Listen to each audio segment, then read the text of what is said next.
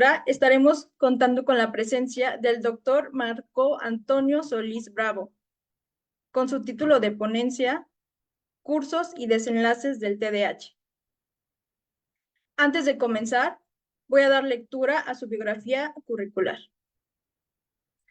Doctor Marco Antonio Solís Bravo, médico cirujano, egresado de la Facultad de Medicina por la Universidad Nacional Autónoma de México. Estudió la especialidad en psiquiatría en el Centro Médico Nacional 20 de noviembre del ISSSTE. Posteriormente, cursó la especialidad en psiquiatría infantil y de la adolescencia en el Hospital Psiquiátrico Infantil Dr. Juan Navarro. Estudió el curso de alta especialidad médica en epidemiología clínica, genética y comunitaria de los trastornos mentales en la infancia y adolescencia. Cuenta con diversas certificaciones, entre ellas, certificado como especialista en psiquiatría infantil y de la adolescencia como parte del Consejo Mexicano de Psiquiatría. Certificado en el diagnóstico de trastorno del espectro autista por Proceda. Profesionales certificados en el diagnóstico y detección de autismo. Actualmente es docente de la asignatura Medicina, Psicología y Comunicación en la Facultad de Medicina de la UNAM. Y realiza consulta privada como psiquiatra para niños, adolescentes y adultos. Sin más, bienvenido sea, doctor. Ya puede compartir. Muchas gracias, Fernanda. ¿Me escucho bien? Sí, se escucha muy bien. Solo no sé si no encendió su camarita o no lo vemos. Denme un momento. ¿Ya está? Perfecto. Sí, ya lo vemos muy bien.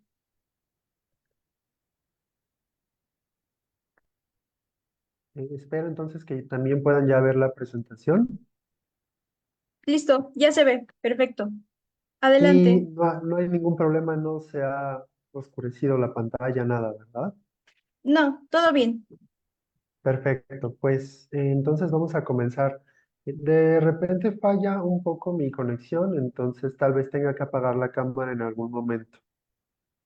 Sí, gracias. Bueno, pues antes que nada agradecer de nuevo al equipo de Psicointegralis por la invitación.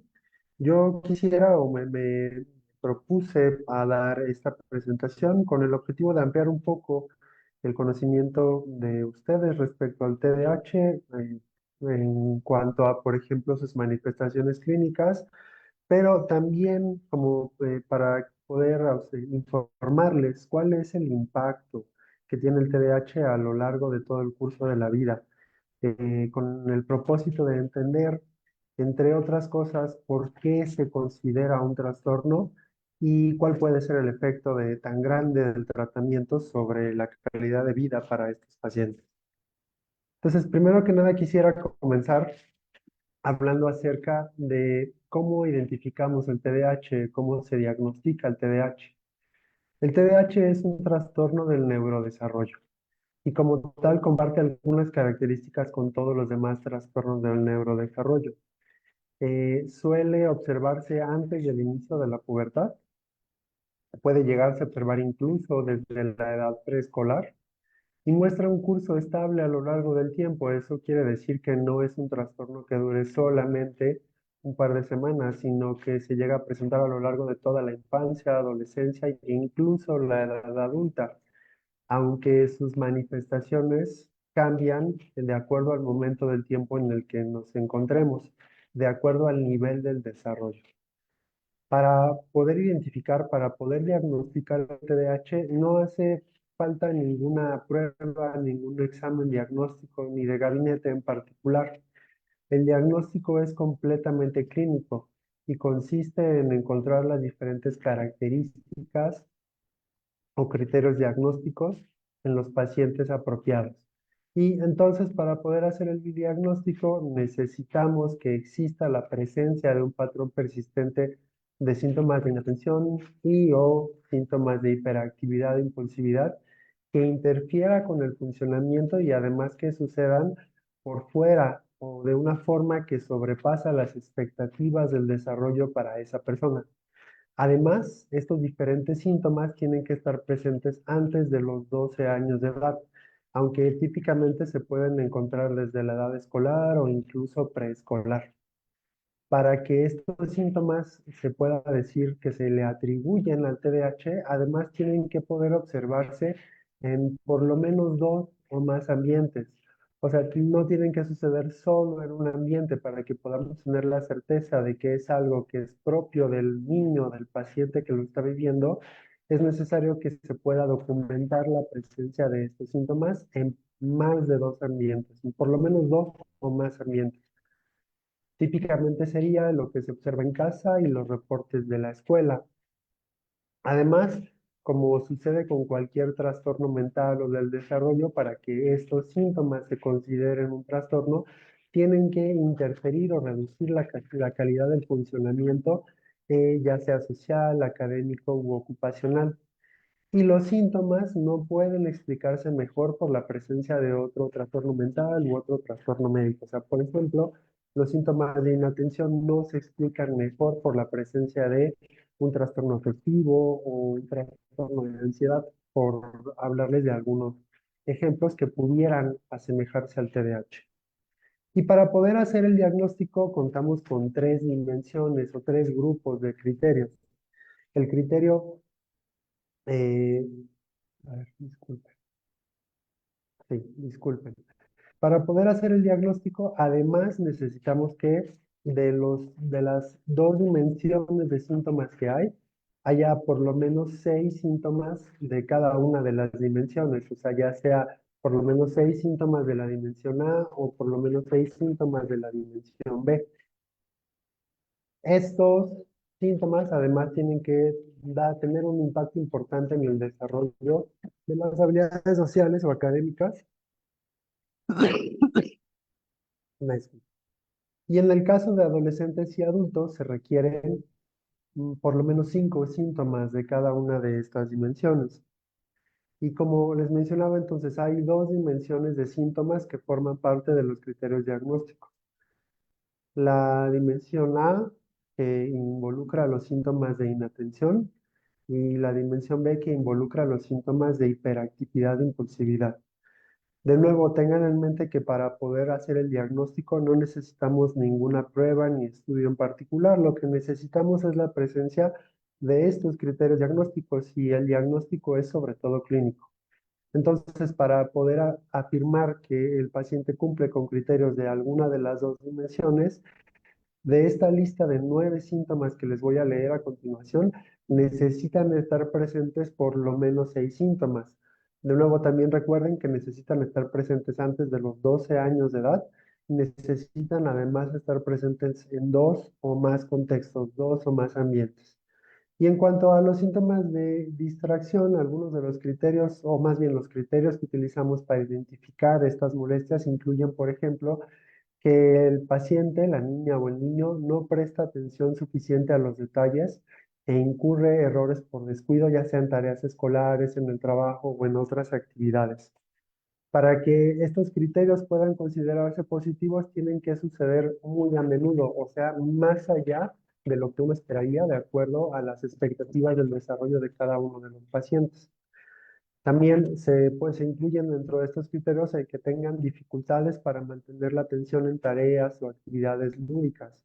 O sea, por ejemplo, cuando están haciendo tareas o trabajos, se distraen con sus propios pensamientos, recuerdos, situaciones mentales. A menudo, además, parece que no escuchan cuando se les habla directamente. Es necesario repetirles varias veces indicaciones, preguntas, llamar varias veces a su nombre o levantarles la voz. No siguen instrucciones y no finalizan tareas escolares, encargos u otras obligaciones en el centro de trabajo. Y además, el hecho de que no sigan instrucciones y no finaliza tarea no se debe directamente a comportamiento negativista o una incapacidad para comprender las instrucciones. Tienen dificultades para organizar tareas y actividades. A menudo además evitan, les disgustan o son renuentes a dedicarse a actividades que requieran de un esfuerzo mental sostenido, como por ejemplo evitan mucho hacer la tarea o hacer trabajos domésticos que requieran de ese esfuerzo mental sostenido. Aquí es importante hacer notar que las personas con TDAH sí son capaces de concentrarse en actividades que les resulten altamente interesantes o llamativas, pero cuando se trata de hacer otras actividades importantes, pero que también requieren de mucho esfuerzo mental, eh, lo evitan, lo procrastinan, lo dejan al último momento, buscan pretextos para no hacerlo porque les cuesta mucho trabajo concentrarse en cosas que no sean altamente novedosas o llamativas para ellos. A menudo también con frecuencia extravían objetos que son necesarios para sus actividades diarias. Extravían útiles escolares, extravían sus propios juguetes, extravían libros o cuadernos, el uniforme escolar, eh, ropa, notas, etcétera. Además, a menudo se distraen fácilmente por estímulos irrelevantes. Estos estímulos irrelevantes pueden incluir diferentes estímulos que forman parte del contexto, conversaciones, personas, la decoración de la habitación, pantallas, o también pueden incluir sus propios pensamientos o asociaciones mentales. Y además a menudo son descuidados en las actividades diarias. Por ejemplo, olvidan hacer encargos, olvidan hacer tareas del hogar, olvidan hacer mandados, olvidan regresar llamadas, olvidan pagar cuentas, guardan las cosas en lugares inapropiados, etcétera. Entonces, de nuevo les recuerdo para que podamos decir que el paciente cuenta con los criterios diagnósticos de la dimensión A de síntomas de inatención, por lo menos 6 de estos criterios tienen que estar presentes. O tienen que estar presentes por lo menos 6 criterios de la dimensión de síntomas de hiperactividad e impulsividad. En esta dimensión incluimos comportamientos como, por ejemplo, el hecho de que a menudo se encuentran en movimiento constante, o sea, están moviendo manos, pies, están jugueteando con objetos que tienen a su alcance, o se están moviendo en su asiento, están sentados, pero todo el tiempo están removiéndose, dando vueltas de un lado a otro dentro de su propio asiento o a menudo abandonan su asiento en clase o en otras circunstancias en donde se espera que permanezca sentado. En clase, por ejemplo, se levantan sin pedir permiso o buscan muchos pretextos para levantarse. Piden mucho permiso para ir al baño o se ofrecen siempre para ser ellos quienes repartan los diferentes materiales en el aula. eh, o se levantan a media película cuando los llevan al cine o constantemente también están buscando pretextos para levantarse a la hora de la comida, etcétera. Además, a menudo corren o saltan en exceso en situaciones en las que no es apropiado hacerlo. Por ejemplo, corren y saltan en exceso cuando están en el supermercado con sus padres o corren y saltan en exceso cuando están dentro del salón de clases en una actividad que no involucra movimiento. En este caso, este criterio diagnóstico en adolescentes y adultos puede limitarse a un sentimiento subjetivo de inquietud. O sea, tal vez los adolescentes y adultos no estén corriendo y saltando todo el tiempo excesivamente, pero sí se sienten inquietos si no se sienten cómodos, si no están realizando alguna actividad, si no están ocupados haciendo algo. A menudo también pueden tener dificultades para jugar o dedicarse tranquilamente a actividades de ocio. Cuando juegan suelen hacer mucho escándalo, mucho ruido o ser muy disruptivos. A menudo además suelen actuar como si tuvieran un motor, o sea, eso quiere decir que todo el tiempo pareciera que tienen energía y que no paran. Todo el tiempo están de un lado a otro, ocupados, buscando alguna actividad. A menudo puede ser que también hablen en exceso. A menudo puede ser que precipiten las respuestas antes de que les sean completadas las preguntas. O sea, se les está haciendo una pregunta y antes de que se termine de hacer esta pregunta ya están contestando. A menudo pueden tener dificultades para guardar turno. Por ejemplo, les cuesta trabajo guardar turno en una fila, les cuesta trabajo esperar turno para entrar al salón de clases, les cuesta trabajo esperar turno en los juegos de mesa o en otros juegos y a menudo interrumpen o se inmiscuyen en las actividades de otros. O sea, interrumpen a las personas cuando están ocupadas, interrumpen a las personas cuando están hablando o se entrometen en conversaciones o actividades ajenas. De nuevo, entonces recuerden, para poder hacer el diagnóstico, si están presentes por lo menos 6 de estos 9 criterios diagnósticos, podríamos decir que cumple con la dimensión de síntomas de hiperactividad e impulsividad. Y la forma en la que sucedan los criterios diagnósticos, la combinación en la que sucedan los criterios diagnósticos, nos va a dar diferentes presentaciones. Si, por ejemplo, lo que sucede es que se tienen más de 6 criterios diagnósticos en cuanto a síntomas de inatención, pero menos de 6 en cuanto a síntomas de hiperactividad e impulsividad, se diría entonces que la presentación del TDAH en esa persona es de predominio inatento o con un predominio de síntomas de inatención. Si sucede lo opuesto, que hubiera 6 o más síntomas de hiperactividad, pero menos de 6 síntomas de inatención, entonces se diría que se tienen síntomas de predominio, una presentación de predominio hiperactivo impulsivo. Y cuando se cumplen criterios de ambas dimensiones, de la dimensión A1 y de la dimensión A2, entonces se puede afirmar que la presentación es de tipo combinado. Y de acuerdo a el número de criterios y al impacto que los criterios tengan sobre la vida diaria, también se puede otorgar un criterio de gravedad que va desde el leve, pasa por el moderado y llega al severo. En cuanto al 9, puede ser que haya síntomas, pero que estos síntomas tengan un impacto mínimo en la calidad de vida, que por ejemplo el trastorno pueda ser contenido a nivel familiar. El moderado, de nuevo, cumple criterios e impacta la calidad de vida nuevamente de forma moderada. Puede ser contenido también a nivel familiar. Y cuando es grave, de nuevo, cumple con criterios, pero impacta la calidad de vida sin que se pueda lograr algún tipo de contención a nivel familiar. Y bueno, de acuerdo al momento del desarrollo en el que nos encontremos, podemos encontrar diferentes prevalencias en cuanto a el TDAH. Esto va a variar dependiendo de si encontramos el TDAH o lo diagnosticamos en la edad preescolar, si lo diagnosticamos en la edad escolar, en la adolescencia o en la edad adulta. De igual manera, el predominio de síntomas que encontremos es diferente de acuerdo al momento del desarrollo en el que encontremos. Y también, claro, es diferente de acuerdo a cada paciente. En preescolares la prevalencia puede ser desde el 2 hasta el 8%. Y en este caso, el subtipo que más frecuentemente se llega a observar es el predominantemente hiperactivo e impulsivo. En este caso, es normal que a esta edad los niños sean inquietos, exploradores, tengan dificultad para controlar impulsos y se distraigan fácilmente, además de que presenten poca tolerancia a la frustración. Pero cuando todas estas características suceden de una forma que sale de lo que uno esperaría para el desarrollo en esa edad, entonces es cuando se debe de considerar el diagnóstico de TDAH.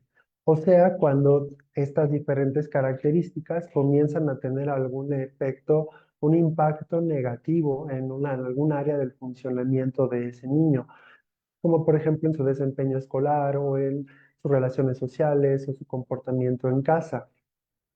Pero recuerden entonces, cuando se encuentra el TDAH en la edad preescolar, lo más frecuente es que a esa edad se observen sobre todo el predominio de síntomas hiperactivo-impulsivo, mientras que en la edad escolar es cuando comienzan a hacerse más notorios los síntomas de inatención.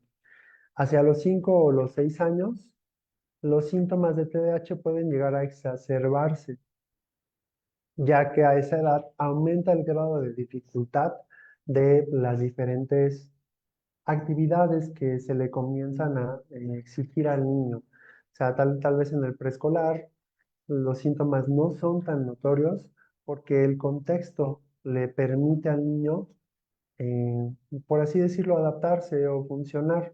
Pero cuando entran a la primaria se les comienzan a exigir muchas más cosas, se les comienzan a exigir más tareas, se les comienza a exigir prestar más atención a, se les comienza a exigir prestar más atención a clases, se les comienza a exigir más actividades y entonces se pueden hacer más aparentes los síntomas.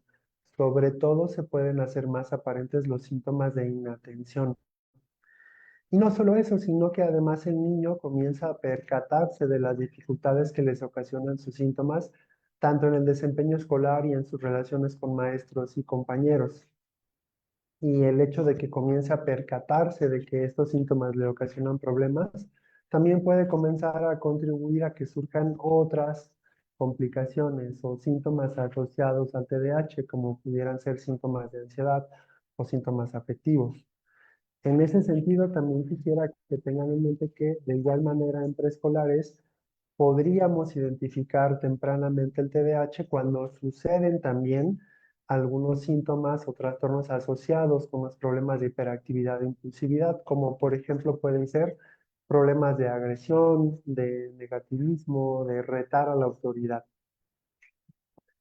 Pero bueno, entonces recuerden, en preescolares podríamos llegar a detectar con mayor facilidad el TDAH por por el predominio de síntomas hiperactivo-impulsivo, mientras que en escolares, además de que pueden estar presentes los síntomas de hiperactividad e impulsividad, las mayores demandas del contexto escolar comienzan también a ser más aparentes las dificultades para prestar atención. Y posteriormente en la adolescencia, los síntomas de inatención puede ser que persistan, mientras que las dificultades para mantenerse quietos, o sea, mientras que los síntomas de hiperactividad comiencen a hacerse menos notorios. Entonces, en la adolescencia, el adolescente puede continuar teniendo problemas de atención, concentración y de impulsividad, pero no tanto así síntomas de hiperactividad. En la adolescencia puede ser que el paciente ya sea capaz de estar más quieto durante más tiempo. Pero en la adolescencia también es frecuente que comiencen a notarse nuevamente las mayores consecuencias del TDAH. En la adolescencia es donde existe más riesgo de que se manifiesten trastornos de ansiedad, depresión, problemas de consumo de sustancias, el fracaso escolar, dificultades para seguir normas, eh, entre otras cosas, ¿sí? Y además, eh, tanto la hiperactividad como la impulsividad pueden provocar conductas que busquen la satisfacción inmediata de deseos, y también en la adolescencia es un periodo especialmente vulnerable, por ejemplo, para enfermedades de transmisión sexual o embarazo adolescente, o como les mencionaba hace un momento también para el consumo de sustancias. Entonces quisiera que tengan en mente lo siguiente, ¿no?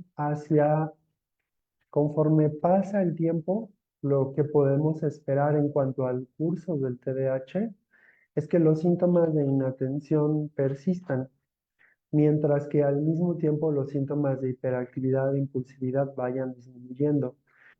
Eso no quiere decir que el TDAH empiece a tener menos impacto en la vida de esa persona, de ese niño, adolescente o adulto que lo tiene. Pero sí quiere decir que tal vez el impacto comience a ser uno diferente. Por ejemplo, los síntomas de inatención se asocian más con dificultades académicas, con baja autoestima, con dificultades ocupacionales, despidos frecuentes, por darles algún ejemplo, y una menor capacidad adaptativa en general, mientras que los síntomas de hiperactividad e impulsividad suelen asociarse más comúnmente con comportamientos de riesgo, con agresividad o con accidentes, por otra parte, que vamos a ver en un momento por qué es importante tenerlo en mente. Y algunos factores que nos pueden afirmar o nos pueden orientar hacia la persistencia del TDAH a lo largo del desarrollo de esa persona son la presencia de historia familiar de TDAH, la presencia de comorbilidades. Mientras mayores comorbilidades es más probable que haya una persistencia del TDAH de la infancia hasta la edad adulta, y también diferentes factores de riesgo a los que se les conoce como adversidad, que podrían ser, por ejemplo, factores como negligencia en la crianza o una crianza con violencia o pobreza. Todos estos factores nos incrementan el riesgo de que el TDAH persista. Y en este sentido, quisiera que comenzáramos a hablar también de cuáles pueden ser los desenlaces del TDAH. Porque, bueno, quisiera que tengan en mente algo. El TDAH se considera un trastorno porque las características propias del TDAH condicionan en general y por muchas razones una menor calidad de vida. Y esa menor calidad de vida que sucede debido a los síntomas tiene que ver justo por los síntomas, no tiene que ver con ningún factor social asociado al TDAH, sino a la presencia en sí de esos síntomas. Entonces, Quisiera que tengan en mente que hacia la edad adulta el TDAH ya se podría haber acompañado de muchas complicaciones. Pero no solo eso, también quisiera que tengan en mente que persiste en un porcentaje importante de adultos. Por ejemplo, en un estudio de seguimiento a 17 años de Barbarés y colaboradores, se encontró una tasa de persistencia del 29.3% para hombres y del 29.2% para mujeres. ¿A qué se refiere esto? A que de esos 232 niños, una tercera parte seguía cumpliendo criterios diagnósticos para el TDAH cuando eran adultos. Pero a pesar de que no son la mayoría de las personas las que persisten con TDAH hacia la edad adulta, sí quisiera que también ustedes tengan en mente que hasta dos terceras partes de las personas, de los niños con TDAH, continúa teniendo síntomas subclínicos cuando llegan a la edad adulta, ¿ok? O sea, puede ser que en la edad adulta entonces ya no tengan el mismo número o la misma intensidad, por así decirlo, de síntomas que cuando era niño, pero hasta dos terceras partes siguen teniendo suficientes síntomas como para que esos síntomas les sigan ocasionando algún tipo de problema. Además, también se asocian estos síntomas subsindromáticos a una mayor presencia de comorbilidades y diferentes dificultades familiares y funcionales. Entonces, quisiera que tomen en cuenta que, nuevamente, el TDAH puede persistir hasta en un 30, en otros estudios se ha llegado a reportar un 50% de los adultos, pero incluso en los casos en los que no persisten todos los síntomas, hasta en dos terceras partes de los adultos que tuvieron TDAH de niños, sigue habiendo síntomas sintomáticos que siguen ocasionando problemas y siguen incrementando el riesgo de tener comorbilidades. Por ejemplo, en este otro seguimiento, en este caso 33 años de niños con TDAH comparados con participantes sin TDAH, se encontraron tasas más altas de trastorno antisocial de la personalidad. Y esto es importante porque esto también nos incrementa el riesgo de que esas personas se vean involucradas en actos criminales. En ese estudio en general, en ese estudio en particular, se encontró que el 16% de las personas con TDAH fue diagnosticado posteriormente con trastorno antisocial de la personalidad, contra el 0% de las personas sin TDAH. También se encuentra hasta 3 veces más riesgo de un diagnóstico de abuso de sustancias, hasta 4 veces más riesgo de alguna hospitalización psiquiátrica y también 3 veces más riesgo de encarcelamiento y tasas de mortalidad más altas. Entonces, de nuevo, quisiera que tomen en cuenta que el TDAH se considera un problema no solo tal vez porque los niños con TDAH ameritan más atención por parte de adultos y otros profesionales que estén a cargo de su cuidado, sino porque además todos esos síntomas incrementan el riesgo de tener diferentes desenlaces negativos en la adolescencia o en la edad adulta, que, como les mencionaba, pueden incluir cosas tan diversas como mayores tasas de hospitalizaciones y diagnósticos psiquiátricos, hasta mayores tasas de mortalidad. Y vamos a ver en un momento a qué pudiera deberse esto. Además, también es importante tener en cuenta que el TDAH se relaciona con peores desenlaces académicos y ocupacionales. En cuanto a los desenlaces académicos, tanto niños y como adolescentes con TDAH suelen tener calificaciones más bajas en comparación a sus pares.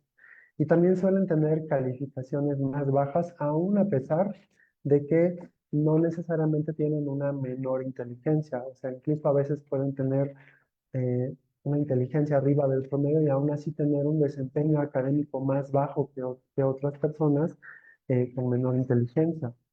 Además, también es más probable que durante el curso de su historia educativa sean suspendidos o expulsados, que reprueben o que tengan que recursar años. Y al mismo tiempo tienen más altas de ausentismo y una menor probabilidad de poder terminar la educación básica que los adolescentes que no tienen TDAH.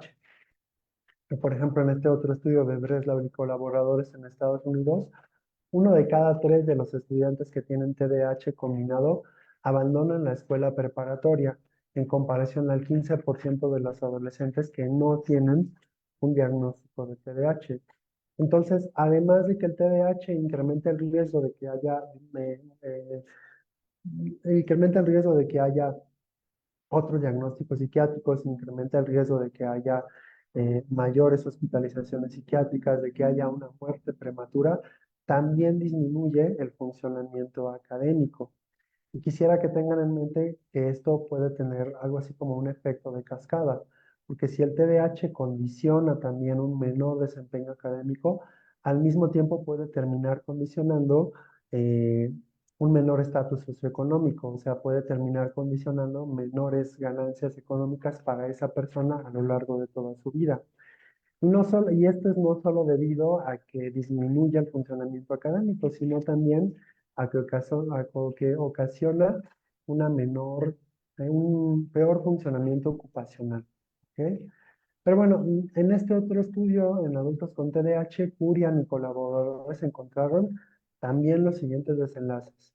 Encontraron que los adultos con TDAH tienen mucha menos probabilidad de iniciar la educación universitaria. Además, tienen 11 veces más probabilidades de no haberse inscrito en ninguna escuela al terminar la educación preparatoria. La mitad se integra a una carrera técnica a comparación del 18% del grupo control. Solo 15% de las personas con TDAH en este estudio contaba con un título universitario de 4 años comparado con el 48% del grupo control. Y solo el 0.06% contaba con estudios de posgrado en comparación con el 5.4% del grupo control. ¿Ok? Entonces, de nuevo, el TDAH condiciona un menor funcionamiento académico en tanto niños como adolescentes y adultos, ¿no? O sea, los adultos con TDAH obtienen menos grados académicos que las personas sin TDAH. Y esto a su vez incide negativamente sobre los desenlaces ocupacionales. O sea, por ejemplo, en este mismo estudio de Curian y colaboradores también se encontró que para adultos jóvenes con TDAH entre 23 y 32 años, había 11 veces más probabilidades de que estuvieran desempleados y que no estuvieran yendo a la escuela. O sea, era más probable que fueran ninis, que ni estudiaran ni trabajaran. También tenían 4 veces más probabilidades de no estar capacitados en ningún oficio o en ninguna profesión, un 61% más probabilidades de alguna vez haber sido despedidos, comparado con un 43% en el grupo control. Un 53% más probabilidades de que alguna vez hubieran renunciado a algún trabajo por desagrado, comparado con el 36% del grupo en comparación. Y como les mencionaba, todo esto termina teniendo un impacto negativo también en el estatus socioeconómico. En este caso en particular, lo que se observó es que los adultos con TDAH ganaban en promedio $2 menos por hora que el grupo en comparación. ¿Ok? Entonces, de nuevo, el tener TDAH en algún momento del desarrollo incrementa el riesgo de tener diferentes comorbilidades, pero también incrementa el riesgo de tener un menor desempeño académico y también incrementa el riesgo de tener un peor desempeño ocupacional o peores desempeños ocupacionales. Pero no solo eso, además, el TDAH también tiene un impacto en la salud física o salud somática, si ustedes lo quieren llamar de esa manera. Por ejemplo, en este estudio sueco con 2.5 millones de participantes, o sea, en este estudio, pues básicamente lo que hicieron fue revisar la base de datos del registro de su sistema de salud nacional y lo que encontraron fue que las personas con TDAH, tanto niños como adolescentes y adultos, tienen 3 veces más riesgo de obesidad que las personas sin TDAH. Y bueno, de nuevo, este es algo así como una cascada, porque si se tiene más riesgo de obesidad, entonces también se tiene más riesgo de tener todos los problemas que están relacionados con la obesidad. Por ejemplo, hay más riesgo de tener diabetes mellitus tipo 2. En otro estudio también, en este caso me parece que fue en Taiwán, se encontró hasta 3 veces más riesgo de tener diabetes mellitus tipo 2 en adolescentes y en adultos un riesgo 70% mayor. Y entonces, de nuevo, es esta cascadita, pues si se tiene más riesgo de obesidad, se tiene más riesgo de tener enfermedades metabólicas como diabetes mellitus. Y si se tiene más riesgo de tener enfermedades metabólicas, pues entonces también se termina teniendo más riesgo de falla renal, más riesgo de hipertensión arterial, más riesgo de enfermedad cardiovascular. Y entonces el impacto en la salud comienza a acumularse, por así decirlo. Entonces, en un estudio alemán también se observó que niños y adolescentes con TDAH tenían 2.5 veces más riesgo de enfermedades metabólicas, 3 veces más riesgo de obesidad, falla renal o hipertensión arterial, entre otros desenlaces negativos, porque, bueno, otra cosa, otro impacto importante a la salud que se puede afirmar que se tiene con el TDAH es, pues, el mayor riesgo de consumir sustancias, por ejemplo, como el tabaco y el alcohol. Y ahí de nuevo quisiera que comiencen a pensar todo eso como una cascada o una fila de fichitas de dominó. Si se tiene TDAH y se tiene más riesgo de tener tabaquismo, entonces también se tiene más riesgo de tener hipertensión, de tener enfermedad cardiovascular, de tener cáncer de todo tipo y pues de tener una menor calidad de vida y una muerte prematura. ¿Sí? Pero no solo hay mayor riesgo de estos diferentes desenlaces de enfermedades metabólicas o cardiovasculares, en general hay mucho más riesgo de tener lesiones y accidentes de todo tipo.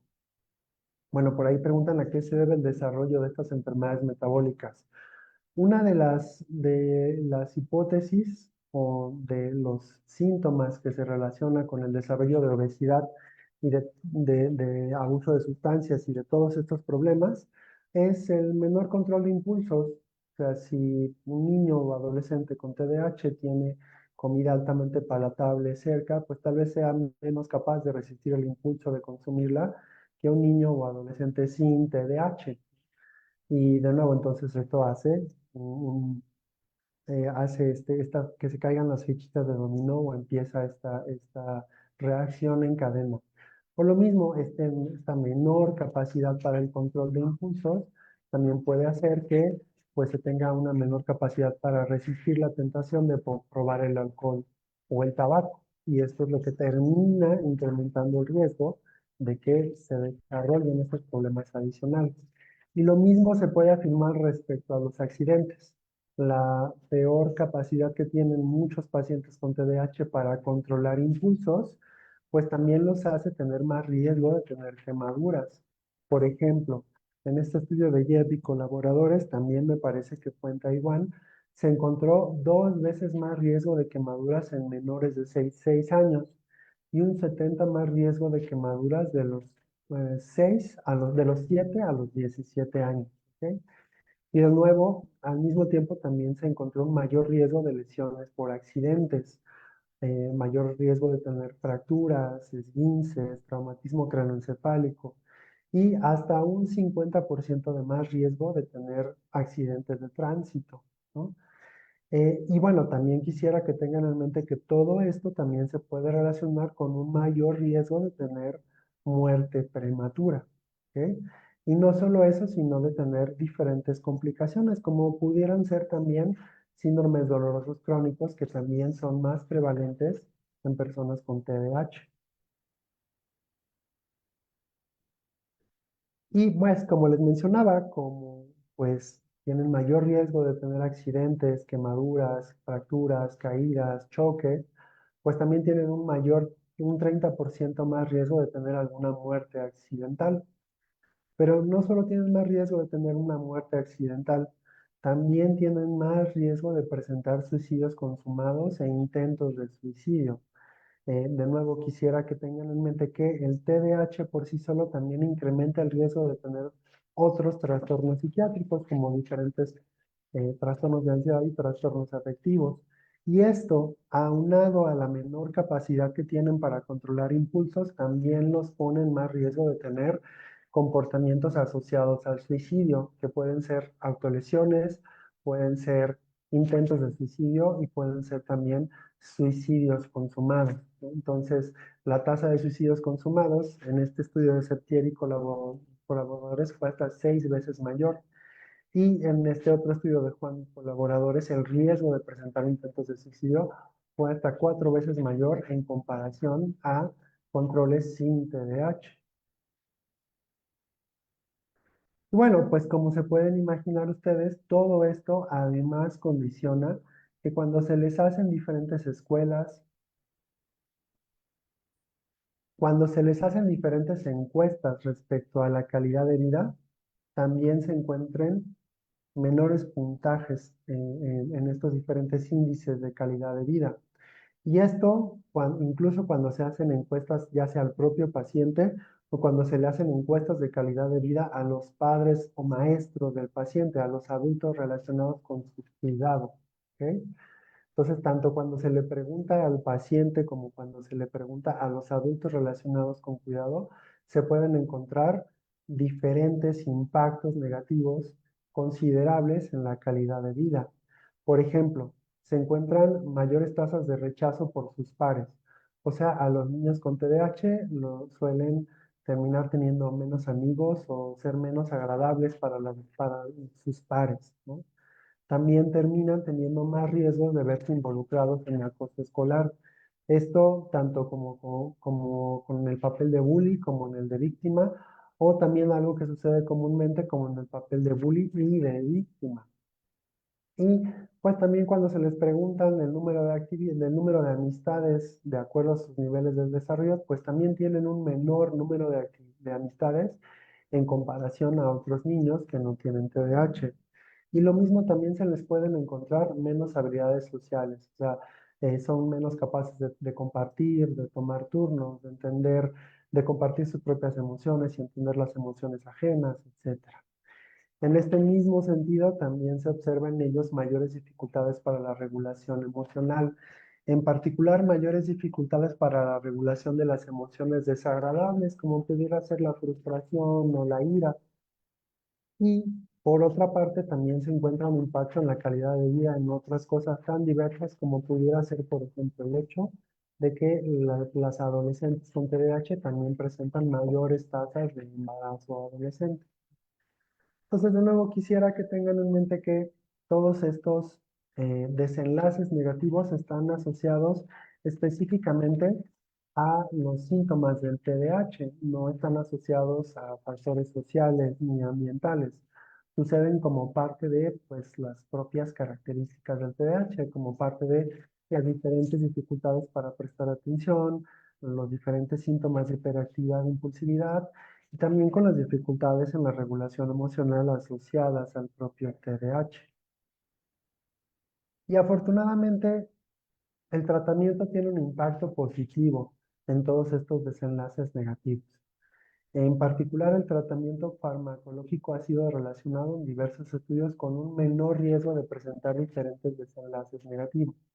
Por ejemplo, las personas que se encuentran en tratamiento con TDAH en comparación a los que no recibieron tratamiento con TDAH tienen hasta un 40% más probabilidad de poder terminar la educación secundaria. Además, tienen un menor riesgo de lesiones y accidentes, que puede ser hasta un 70% menor, de acuerdo al estudio observado. Tienen además un menor riesgo de involucrarse en actividades delictivas. En adolescentes y adultos jóvenes con TDAH del sexo masculino, este riesgo es hasta un 70% menor, mientras que en mujeres es hasta un 40% menor. Lo mismo se puede encontrar un menor riesgo de contraer enfermedades de transmisión sexual, así como un menor riesgo de tener embarazos adolescentes. Y esto es en cuanto a lo que se refiere al tratamiento farmacológico. Pero no solo el tratamiento farmacológico puede tener un efecto positivo, sino que el efecto positivo puede venir de las diferentes modalidades de tratamiento.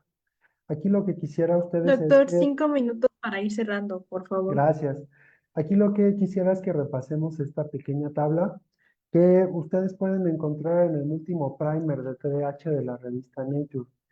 En esta tabla lo que se hace es resumir las diferentes opciones de tratamiento y señalar cuál es el impacto o el mayor impacto que pueden tener. Cuando el cuadrito del tratamiento está en azul, quiere decir que la evidencia es alta. Cuando está en rojo, quiere decir que no hay evidencia.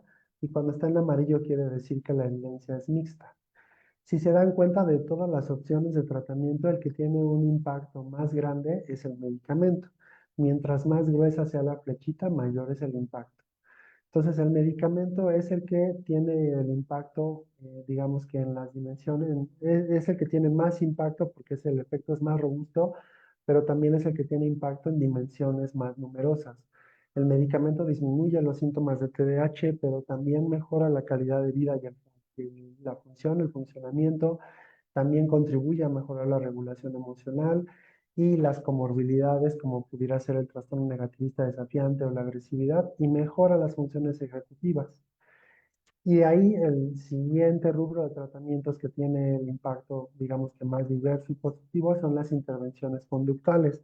Aunque las intervenciones conductuales no tienen tanto efecto sobre los síntomas como el medicamento, sí tienen un efecto comparable en la calidad de vida, en la regulación emocional y en las comorbilidades. Y esto es el valor de poder diagnosticar a tiempo y tratar el TDAH. Diagnosticarlo a tiempo y tratarlo modifica el curso del desarrollo de ese paciente, le hace más probable el poder alcanzar todo su potencial. Y pues sería todo. Pues aquí podemos ver algunas de las referencias. Yo lo que les puedo sugerir es que busquen justo el primer de TDAH de la revista Nature, que, que que resume muy bien toda la evidencia, y no solo en cuanto al curso y los desenlaces, sino también a la etiología, a la neuropsicología, etcétera. Bueno, pues sería todo. Ahora, pues abrimos espacio para preguntas. Muchísimas gracias, doctor, por su Ujú. participación. Antes de las preguntas, solamente para repetir un poquito de la información que se les compartió al inicio, recuerden que para poder adquirir su constancia de participación es con el 100% de asistencia. Las ligas se envían tanto en el chat de Zoom como en Facebook. Solo se comparten 15 minutos al iniciar cada ponencia y una vez transcurridos estos 15 minutos, la liga se elimina por respeto a todos los que nos acompañaron desde el inicio. ¿De acuerdo? Muchísimas gracias a todos por haber seguido las indicaciones desde un inicio y pues bueno, les invitamos a que sigan disfrutando de este gran ciclo de conferencias. Podemos dar inicio a preguntas y respuestas. Muy ¿Te bien. parece bien, Fer? Voy leyendo por aquí las preguntas de Zoom y tú nos ayudas con las preguntas de Facebook. ¿Está bien, el doctor Marco, para que lo hagamos de esa forma? Y Claro. ahorita que levanten la manita. Sí, porque tenemos varias. Voy a iniciar con una pregunta que nos hicieron hace ratito. Eh, Nos hablaba acerca de las distinta gravedad que se puede presentar en el TDAH. ¿Desde qué grado de gravedad se recomienda la medicación? El medicamento es la primera opción de tratamiento sin importar la gravedad. O sea, si se diagnostica TDAH, se le puede recomendar el tratamiento farmacológico a todos los pacientes.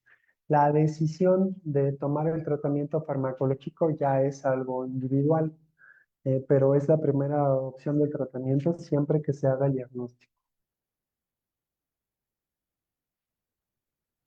Perfecto, muchísimas gracias. Fer, ¿nos ayudas con una de Facebook? Por aquí en Facebook nos dicen si repite la revista. Ah, sí, justo les comenté, es la revista Nature. Y ellos en la revista Nature publicaron un primer de TDAH, ADHD por sus siglas en inglés, justo el año pasado, me parece que fue por ahí de febrero o marzo del año pasado.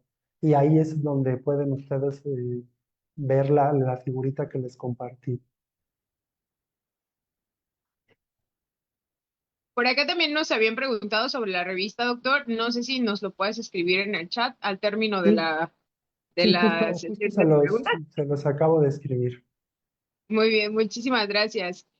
Ah, gracias. Ok, nos preguntan por aquí, ¿existe alguna relación entre el TDAH y la alteración en los patrones de sueño? Pues desconozco si la relación sea causal, pero sí es más frecuente que haya trastornos del sueño en personas con TDAH, trastornos del sueño de todo tipo.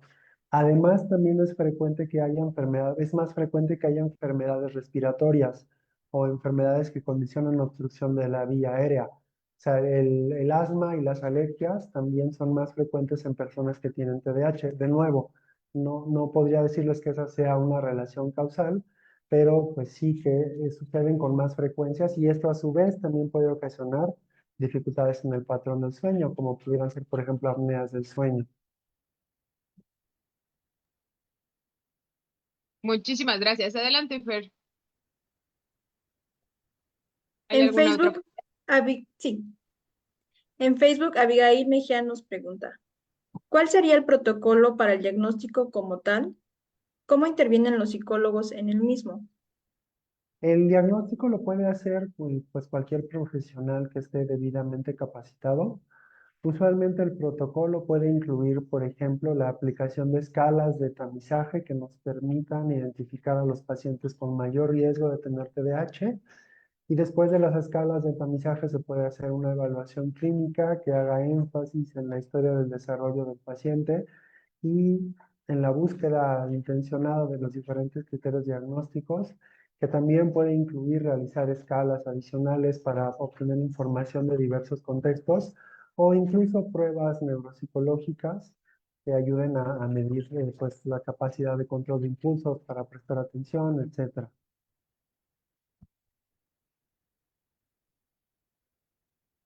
Ok, vamos a continuar. Paulina nos pregunta, en caso de diagnosticar TDAH en un niño de preescolar, ¿también se da tratamiento farmacológico? En los preescolares el tratamiento farmacológico no es la primera elección. El tratamiento farmacológico está aprobado a partir de los 6 años de edad. Se puede utilizar también en preescolares, pero en preescolares la primera opción de tratamiento implica las intervenciones conductuales, la intervención padre. Gracias. Adelante, Fer.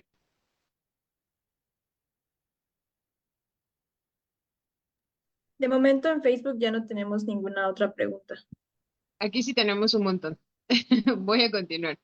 Eh, ¿Existen efectos secundarios por el consumo prolongado de medicamento para el TDAH? Eh, sí, claro, el medicamento como cualquier otro medicamento puede tener efectos secundarios. Quisiera que tengan en mente que los efectos positivos del tratamiento superan en creces a los efectos secundarios y que por lo general el medicamento suele ser seguro para la mayoría de los pacientes. Pero excluyendo eso, pues sí, el medicamento puede tener algunos efectos secundarios. Sobre todo se puede relacionar con mayores diagnósticos de hipertensión arterial, pues como el tratamiento es un estimulante, eleva un poquito el riesgo cardiovascular. Y también se ha llegado a relacionar con un promedio de 1 a 2 centímetros menos de talla en comparación a los niños que no toman el tratamiento. O sea, los niños en tratamiento, si los comparan con niños de su misma edad y grupo social, etcétera, suelen ser 1 o 2 centímetros menos altos en promedio que los niños que no toman estimulantes. Entonces, porque los estimulantes pueden también disminuir el apetito, pero por otra parte tienen el efecto positivo de que el tratamiento con estimulantes disminuye las tasas de obesidad. Entonces tiene esa otra parte que pudiera considerarse un desenlace positivo. Muchísimas gracias. Muy interesantes todas las preguntas. Espero que logremos abarcar todas, pero si no, bueno. Siguiente, ¿el TDAH es hereditario? Eh, sí, no, o sea, se hereda la predisposición genética al TDAH.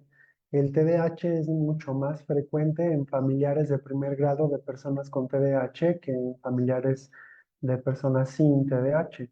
Y la heredabilidad, si no mal recuerdo, ronda por ahí del 50 al 70%. Eso quiere decir que hasta el 70% de la varianza en el diagnóstico se debe a factores genéticos. pero de igual manera también está muy relacionado con muchos otros factores ambientales, como pudieran incluirse complicaciones al nacimiento, cosas como bajo peso al nacer o nacimientos prematuros, o también la exposición a ciertos tóxicos ambientales, particularmente el plomo, o pues que ese niño se desenvuelva en un ambiente donde hay mucho abuso o negligencia. Eso también pudiera aumentar la presencia de los síntomas del TDAH. Muchísimas gracias. Por aquí Berenice nos dice, ¿por qué no están aceptado el tratamiento farmacológico para los niños con TDAH por parte de los padres? Pues existe mucho estigma respecto al tratamiento y eh, miren, el tratamiento para el TDAH es un medicamento estimulante y los estimulantes en personas sin TDAH tienen potencial de abuso. Y el hecho de que el medicamento tenga este cierto potencial de abuso cuando no se usa apropiadamente, cuando se usa en niños, en personas que no tienen TDAH y se usa en dosis mucho más altas de las que se recomiendan para tratar el TDAH, pues sí genera cierto estigma o cierto temor al tratamiento.